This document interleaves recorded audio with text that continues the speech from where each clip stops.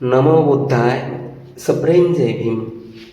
Arvikar take चॅनलमध्ये तुमचे मनपूर्वक स्वागत आहे.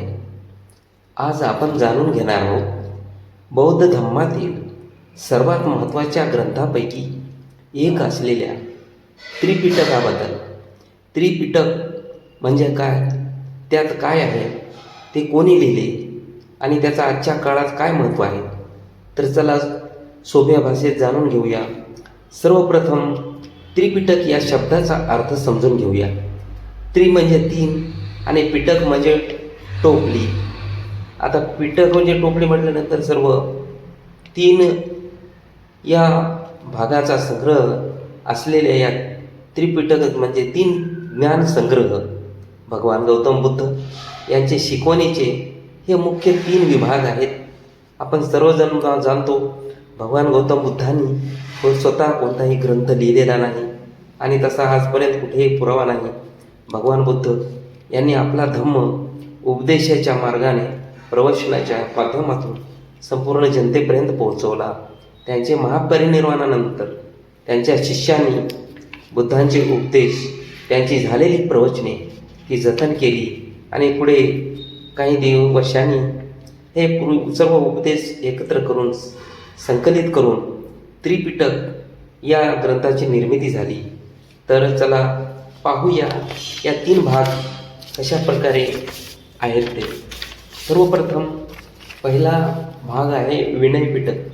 विनय पिटकामध्ये भिक्षू आणि भिक्षुणींनी कसे जीवन जगावे, त्यांचे आचार विचार, शिस्त नियम आणि संघाचे जीवन यांची सविस्तर माहिती दिली आहे. शिस्तीशिवाय कोणतीही संस्था टिकत नाही हे बुद्धांनी सांगितलेले आहे आणि त्यासाठीच हे विनय पिटक तयार झाले आहे. सुत्त पिटक हा त्रिपिटकातील सर्वात मोठा भाग आहे.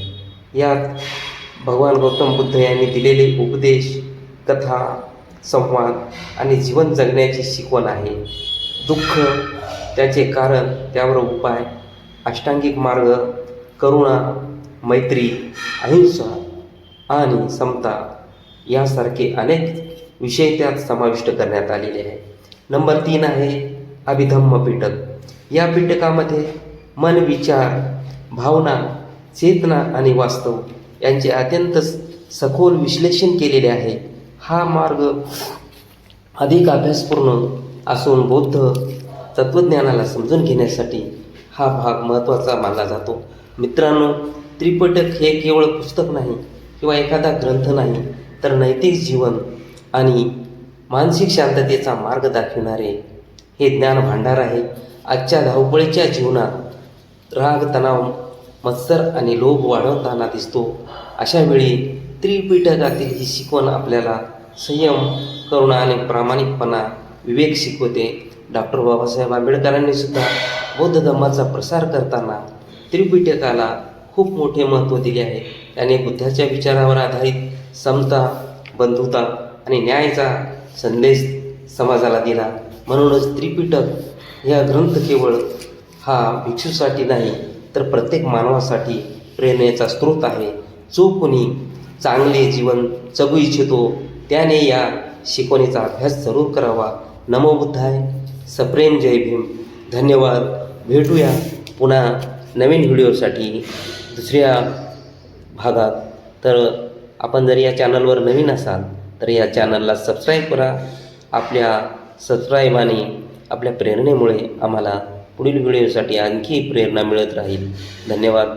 जय भीम.